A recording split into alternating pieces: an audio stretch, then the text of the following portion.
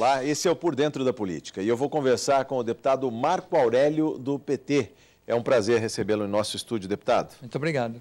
Por Dentro da Política é a prestação de contas de mandato. Deputado, eu queria saber, antes de mais nada, na sua região, o Vale do Paraíba, uma obra de infraestrutura de grande porte, que é a duplicação da SP-99 a Tamoios. A quantas anda, deputado? Bom, a duplicação da Tamoios, só lembrando, para quem está nos assistindo, ela liga São José dos Campos ao litoral norte, especificamente a Caraguatatuba. Que depois você tem acesso a São Sebastião e Ilhabela ou a Ubatuba, né? A rodovia dos Tamoios está com obra de duplicação praticamente em 3 fases. Uma em andamento, que a gente chama de região do Planalto. A outra que deve começar no mês seguinte, segundo as promessas do governo, que o pessoal chama de... Trecho de serra. Os contornos, né? Os contornos. Né? E depois, por fim, o trecho de serra. Né? A serra vai ficar no final, os contornos já são lá na Baixada. Na Baixada. São os contornos norte e sul que levam ali um acesso mais fácil ao Porto de São Sebastião. Exatamente, porque se você corre o risco de você chegar lá e usar o que você já existe para o Porto de São Sebastião, aí seria um caos. E é inviabilizar então o centro das cidades, principalmente o centro histórico, que já não suporta, né? Passaria por dentro do centro da cidade. Né? Agora eu estou fazendo até mentalmente no mapa, que quando a gente chega para ir para o Porto, você passa realmente para o centro da cidade, né? E agora tem essa obra do contorno. Agora, é uma obra que, assim, primeiro que ela foi anunciada há muito tempo atrás. Se você for pegar o programa de governo de 2002, do candidato Alckmin, já tinha a questão da duplicação da Tamoios. E, infelizmente, isso não saiu do papel. Agora está saindo do papel, mas em 3 fases. E não é fácil, porque você fazendo a região do Planalto, você vai dar maior velocidade no Planalto. No entanto, ao chegar na serra, vai funilar. E depois você vai ter os contornos. Mas, em todo caso, a obra está em andamento.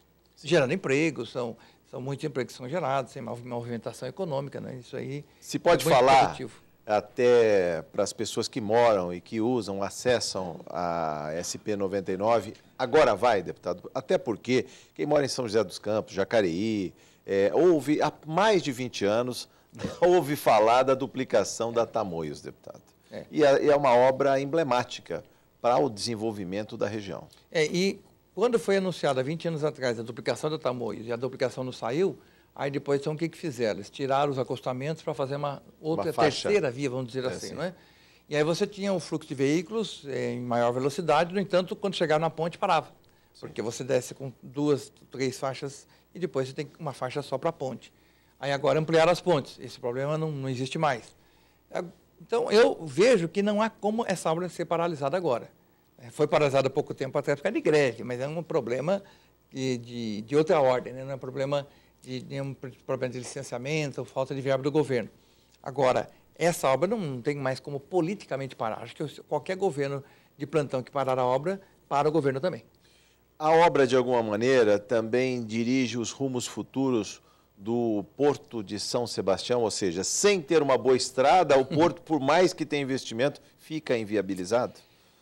Fica muito difícil o Porto. Agora, não é a melhor solução só a duplicação. A duplicação é uma necessidade, no entanto, nós tivemos uma audiência aqui na Assembleia, com a presença do Guilherme Afif Domingos, que ele falava a necessidade ou de uma via férrea ou de um teleférico. Sim. Mas algum mecanismo de transporte especificamente para as cargas. Sim. Porque o que está acontecendo? Você está misturando na mesma estrada o turismo e as cargas. O povo de São Sebastião, eles, claro que querem o Porto, mas eles ficam temerosos com relação à questão econômica se sobrepor à questão turística. Porque São Sebastião sempre viveu do turismo.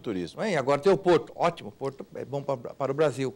Mas não dá para você sufocar o turismo. E essa é a pergunta, deputado. Como fica a vocação turística dessas cidades com as cargas, pesadas cargas passando ali hoje pelo centro das cidades? Então, esse é o temor do pessoal de São Sebastião. E veja que você tem... Não é São Sebastião. Ilhabela acaba sofrendo também por tabela, porque para você chegar em Ilhabela tem que passar por São Sebastião.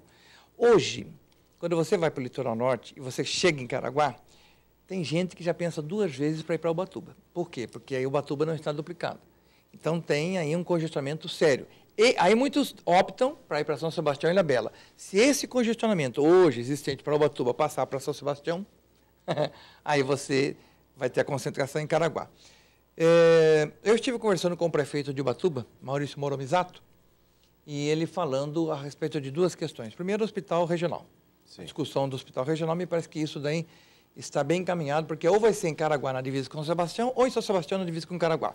Então, o local é equidistante. Sim. E a outra questão é o aeroporto, porque o governo Dilma quer fazer com que os aeroportos regionais sejam viabilizados. E Ubatuba tem aeroporto. Já tem um aeroporto em Ubatuba? Tem. Então, ele falou o seguinte, que se conseguir a viabilização do aeroporto de Ubatuba, muitas das pessoas que vêm para trabalho podem se deslocar por via aérea até Ubatuba. Não é? Mas eu acho que também acaba ajudando. Eu não tinha essa visão, tive a partir do momento que eu conversei com o prefeito de Ubatuba, Maurício, que está lutando para que essa área que já existe em Ubatuba de aeroporto seja viabilizada. Todos querem estradas melhores, deputado, mas as cidades estão preparadas para o fluxo de tráfego? Não estamos falando só das pessoas que têm interesse, que moram ou que trabalham nessas cidades do litoral norte. Eu digo o fluxo de turistas também, porque hoje, nos feriados prolongados, o que se assiste no sistema viário é o caos. É o caos, né? A gente vê relatos. Hoje, você sai de São José dos Campos para Caraguatatuba, 1h30 é um horário, um tempo normal. Em dias de pico, são 7 horas. Tem gente 7 horas? Tem gente que gastou 7 horas. Viabiliza a viagem. 7 horas, entendeu? Aliás, desculpa, o meu sobrinho é pior do que isso. Ele estava em Caraguá, agora no final do ano, em Caraguá, e resolveu curtir uma praia em São Sebastião. Ele gastou 7 horas de Caraguá a São Sebastião. Então, se fosse de lancha, se fosse de barco, chegava antes. Claro, então ele perdeu o dia dele dentro do carro. Né? Então, isso começa a ficar inviabilizado. Então, a gente vê que tem que ter outros mecanismos. São Sebastião já tem uma coisa interessante. Quando você chega lá, já tem ofertas de travessia para Ilhabela por embarcações. Que você não precisa chegar na balsa. Que você não precisa chegar na balsa, porque a balsa também tem uma fila. Enorme. A fila é de 1h30, 2 horas na balsa. Então, o que acontece? A pessoa que quer ir para se divertir, se ela medir quanto tempo ela fica na praia, quanto tempo fica no carro... Ela perde um dia do feriado. Não compensa. Não compensa. Não compensa. Né? Aliás, essa travessia anacrônica de balsas que tem ainda Ilhabela, São Sebastião, não se pode rever o sistema, pensar numa ponte ali, apesar da passagem dos navios de grande porte que abastecem o terminal da Petrobras ali, deputado. Na audiência que teve, não foi falado nada disso. Agora, o que está aumentando são as embarcações particulares. Sim. Eu acredito que até isso possa aumentar mesmo a procura. E os navios de cruzeiro que param na Ilhabela? Dezenas de navios. Aliás, virou um ponto de parada dos navios de cruzeiro que fazem as rotas aí. Rio de Janeiro, Salvador. Bom, eles despejam um grande número de pessoas na cidade, mas pelo menos não congestiona a estrada, não é verdade? Porque eles chegam de navio. E é bom dizer para você que está nos assistindo que o cruzeiro não para próximo ali à praia, porque nem tem condições. Ele para distante, aí os barcos trazem até ali. Então, nesse ponto de fomentar o comércio, ele é positivo porque não congestiona a estrada. Aí depois as pessoas voltam para o cruzeiro e ali tem suas refeições e tem a pernoite, né? Acho que não é o maior problema o cruzeiro. Bom, os turistas trazem um bônus, trazem recursos para a cidade, mas também trazem problemas com saúde, ou seja, se a pessoa precisar de um hospital ali, em sendo turista, como fica, deputado? Olha, eu tive uma experiência no final do ano passado, fui para Ilha Grande. E aí, Ilha Grande, você não chega de carro até lá. Ilha Grande no Rio de Janeiro, hein? Já saímos dos limites de São Ilha Paulo. Grande é Angra dos Reis. Já perto de Angra dos Reis. Aí o que aconteceu? Eu cheguei em Ilha Grande, lá você não chega de carro, só chega por balsa sem veículo. Aí eu perguntei para um garçom, como é que é o sistema de saúde aqui? Não, nós temos uma unidade de saúde que atende 24 horas. Sim, mas e os casos urgentes e emergentes? Não, aqui nós temos uma lancha UTI. Eu falei, é lancha UTI? Mas de onde que é? SUS. Falei, e maternidade? Maternidade é o seguinte, quando está próximo de dar à luz, a pessoa já é transportada para Angra e ela dá a entrada no hospital antes do parto e fica lá em hotelaria do próprio hospital, pago pelo SUS. Então, veja que tem mecanismos, né? Se Ilha Grande tem esse mecanismo da lancha UTI e de transporte das pessoas que vão ter o parto com dias de antecedência, fazendo a hotelaria no hospital de Angra, também é evidente que nas outras cidades nossas aqui do estado de São Paulo tem possibilidade. Plena condição. Plena condição. Porque, olha, vou ser sincero, eu não tinha ouvido falar de lancha UTI. SUS, de graça. Olha, eu não falei para o garçom que eu sou do PT, que eu era deputado, nada disso. Até porque você está lá para se divertir, não quer conversar de política. Né? Estava querendo comer uma pizza e perguntei para o garçom como é que era para para me entender. Ele falou, isso aqui não tem reclamação nenhuma. A lancha SUS leva. Sim. Quer dizer, então, existe mecanismo, sim, de viabilizar de tal forma que as pessoas não tenham problema com saúde. Sim, deputado, outra coisa também é mas aqui sobre... não é realidade ainda em todos os lugares, né? Pois é, mas ainda a questão do turismo, as cidades, pode, de alguma maneira, a estrada mudar a cara dessas cidades em termos de turismo, qualificá-las, porque o acesso ainda é terrível, principalmente nos feriados prolongados, deputado. Essa preocupação está na pauta, né? Eu agora, veja, fazendo os contornos, eu acho que já vai aliviar muito. Quem vai para São Sebastião Porto, vai para o contorno norte, exatamente. Quem vai para a cidade contorno sul, ponto. E ponto. Porque para não utilizar, hoje, ela é quase que 100% duplicada. Né? Quando você está chegando, ela para a duplicação e fica Sim. 2 pistas e de volta. Mas havendo o contorno, pelo menos tem desafogamento dessa pista normal de turistas, que sem a utilização do porto, como vai ser no futuro, hoje já é congestionada. Deputado, as obras seguem, o senhor falou que no trecho Planalto, a todo vapor, sem problemas, e isso já melhora o fluxo, por exemplo, São José Paraibuna? Exato, São José Paraibuna já melhora bem, não é? E vice-versa, evidentemente. Não é? E para quem vai subir, ele passa por uma dificuldade na serra, mas depois ele já entra em pista duplicada, assim, ou seja, assim que tiver pronta essa duplicação do Planalto, para quem subir, vai ter um problema na serra, terminou o problema na serra, aí deslancha. Perfeitamente. Outras notícias do Vale do Paraíba, virando a página aqui da duplicação da Tamoios SP99, e a questão do Pinheirinho, que ninguém mais fala, pelo menos aqui na capital não se tem mais notícia. Há quantas anda a situação do Pinheirinho, que completou um ano em janeiro passado? Dia 22 de janeiro. No dia 22 de janeiro deste ano, fez um ano da trágica desocupação do Pinheirinho. Foi feito um ato lá na cidade de São José dos Campos, eu estive presente neste ato, e neste ato, então, foi anunciado que a Prefeitura Municipal de São José dos Campos, que mudou o comando, antes era do comando do PSDB, agora é o comando do PT, a Prefeitura fez contato com o governo do Estado de São Paulo e renovou o aluguel social e, simultaneamente, a Prefeitura já localizou 3 áreas para desapropriação e fazer o assentamento das famílias. São milhares de famílias ali? 1.700 famílias. 1.700 famílias? Das 5, 6 mil pessoas. Né? Então, essas famílias serão alojadas. Eu estive conversando com o prefeito Carlinhos, e ele falou o seguinte, já vamos deixar claro aqui, e ele falou, Marco, não vou alimentar esperança nenhuma, porque tem gente que fala que a prefeitura pode desapropriar um trecho do antigo Pinheirinho. Isso não vou fazer. Por quê? Porque o trecho do antigo Pinheirinho é muito caro.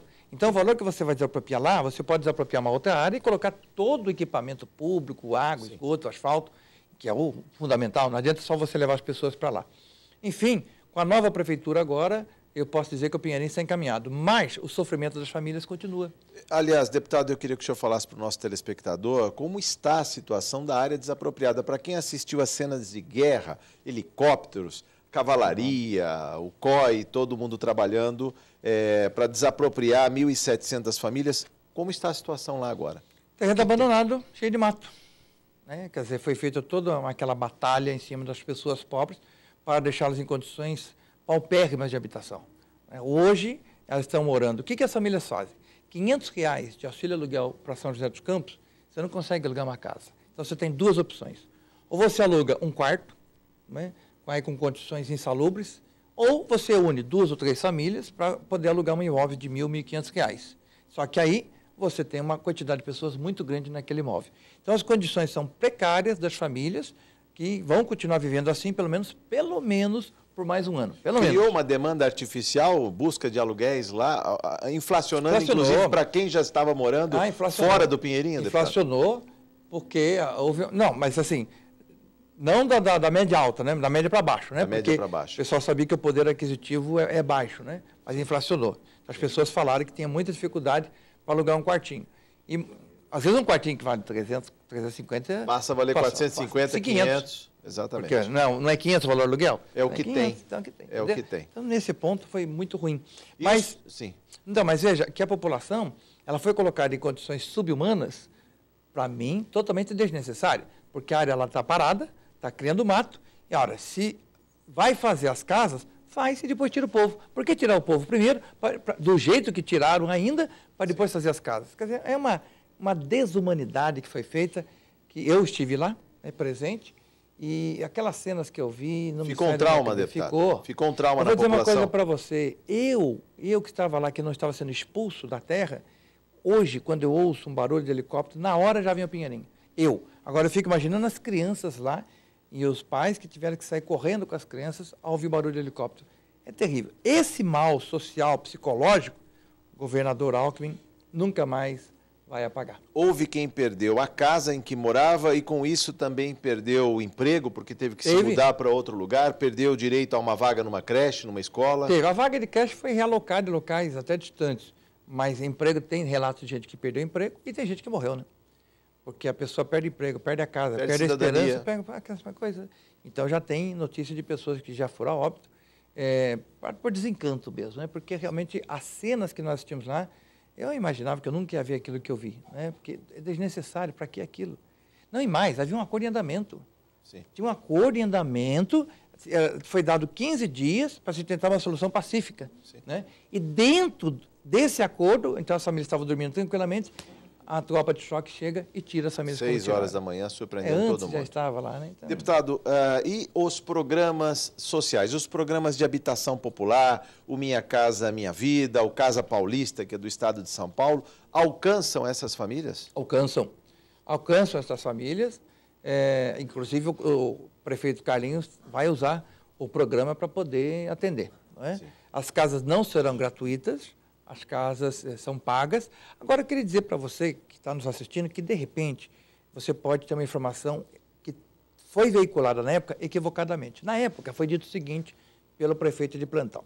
Olha, eu não posso atender as pessoas do Pinheirinho, porque o pessoal do Pinheirinho, eles invadiram terra.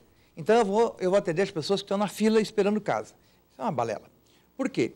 Porque o Minha Casa Minha Vida não atende as pessoas por ordem de chegada, mas atende as pessoas por ordem de vulnerabilidade. Sim, então, aquelas 1.700 famílias, bem ou mal, estavam ali no Pinheirinho.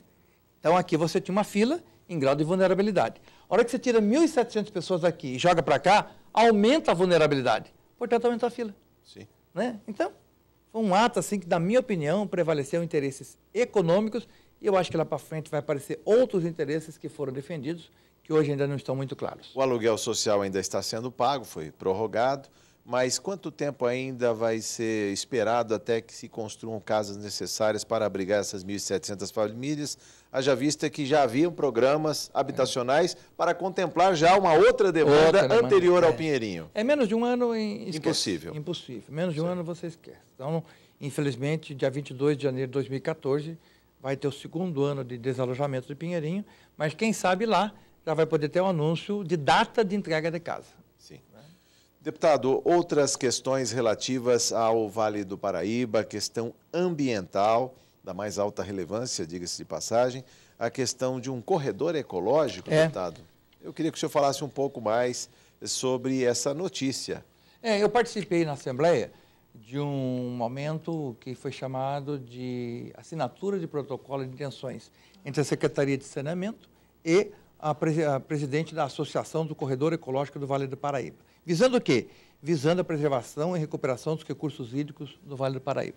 Eu, quando vi esse convite, eu falei, não, eu tenho que ir nesse evento, porque fala do Vale do Paraíba e fala de recursos hídricos. Aí eu aproveitei, pedi a palavra e fiz uso, dizendo o seguinte, que eu estava contente de participar no evento, porque há tempos passados, eu, enquanto prefeito de Jacareí, eu fiz parte de um grupo que resistiu contra a transposição do Rio Paraíba. Transposição do Rio Paraíba? O que o governo do Estado tinha feito, o governador Serra tinha colocado? Ele tinha liberado um grupo de estudos para fazer a transposição do Rio Paraíba para poder resolver o problema hídrico de água aqui da Grande São Paulo. Né? Eu falei, pera só um pouquinho. Você não pode tentar resolver um problema criando outro. A região do Vale do Paraíba, que é bem abastecido pelo Rio Paraíba, não pode ter a transposição justamente nesse momento onde você está para vir o trem de alta velocidade, vai ser criada, como de fato foi, a região metropolitana, ia chegar, como de fato chegou, a Sherry, montadora de veículos, você tem cidades históricas no Vale Histórico, você tem cidades litorâneas, você tem cidade de potencial turístico religioso, você tem cidade de potencial turístico nas montanhas, quer dizer, todo esse atrativo, ele existe porque você tem recursos hídricos. Porque quem é que vai investir numa região? Imagina alguém falar assim, olha, na região aqui tem tudo, tem energia elétrica, tem gente, tem mão de obra. Só não tem água. Só não tem água. Esquece. Né? Então, quando veio a notícia da transposição, a gente ficou assim muito temeroso. mudou o governo, aí o Giriboni falou nessa audiência aqui, de que ele pôs um ponto final nisso, sim, isso aqui ficou para o passado, a solução da água na capital será por outro mecanismo, e agora assinou então um protocolo de intenções com o corredor ecológico, visando exatamente o contrário. Não é transposição, é recuperação da capacidade hídrica, com plantio de árvores, com estudos, com identificação de áreas, e foi muito bem dito pelo presidente da associação, até a necessidade de uma legislação, porque quando você identifica áreas de preservação, a pessoa que é dona da área nem sempre gosta, né? Oh, mas eu estou engessando a minha área, qual é a atividade econômica que eu vou poder fazer aqui? Exatamente, né? Então ele deu a ideia, e acho que isso é bom prosperar, de que haja algum mecanismo de compensação para que a pessoa que tem aquela área que é boa para a sociedade não se torne para ele um peso. Né? Até seria o caso de pagamento dos serviços ambientais, como se fala hoje, pela preservação de mata nativa. Quem tem ainda uma área de floresta, de Mata Atlântica, receber por isso, ou seja, para manter a mata de pé. Foi nessa linha que o Luciano falou. Né? Aí eu comentei com ele, olha, conte conosco, mas esse projeto de lei tem que ser iniciativa do governo do Estado de São Paulo, porque gera despesa, a gente pode apoiar. Aí você comentou, sim, mas a gente pode fazer um bom debate e tal. Eu falei, olha, podemos fazer uma audiência pública, né? Conte com a gente. Aí ele pegou nosso contato, eu espero que isso prospere, porque você tem que, de fato, casar essas duas coisas, fazer a preservação, melhorar os recursos hídricos, mas não punir quem hoje é proprietário de áreas que tem interesse social.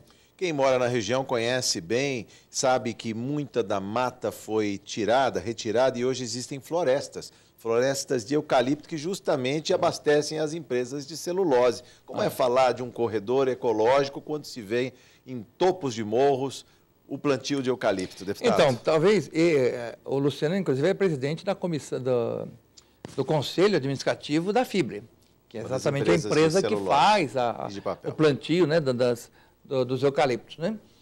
Me parece que a empresa Fibre, ela faz o seguinte, né? Ela está aí pegando um outro lado para se recompensar. Né? Aliás, fazendo justiça, a Fibra hoje é a antiga VCP. E a VCP é a empresa que fez o convênio com a Prefeitura Municipal de Jacareí, quando eu era prefeito, e unimos Prefeitura de Jacareí, VCP e o Comitê de Bacias, e unidos nós fizemos a primeira estação de tratamento de esgoto com recursos provenientes da cobrança do uso da água. Então a VCP entrou no processo. Né? Então, fizemos a estação de tratamento de esgoto, então todo o esgoto daquele distrito de São Silvestre é canalizado para lá. Que cairia num tributário do Paraíba, hoje está... Vai para a estação de tratamento que a VCP, hoje Fibra, fez. E agora a Fibra tem este projeto do corredor ecológico. Portanto, se as empresas que têm algum custo ambiental, de fato, fizerem atitudes compensatórias, esse é o caminho. Não vai paralisar a atividade econômica, mas também não vai fazer atividade econômica que não seja sustentável. Né?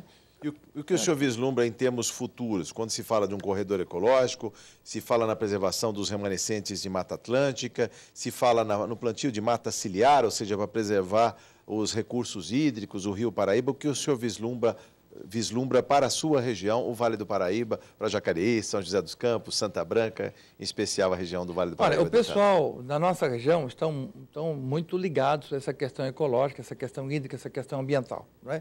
Agora, o que eu gostaria de ver é que essa discussão entrasse nas escolas.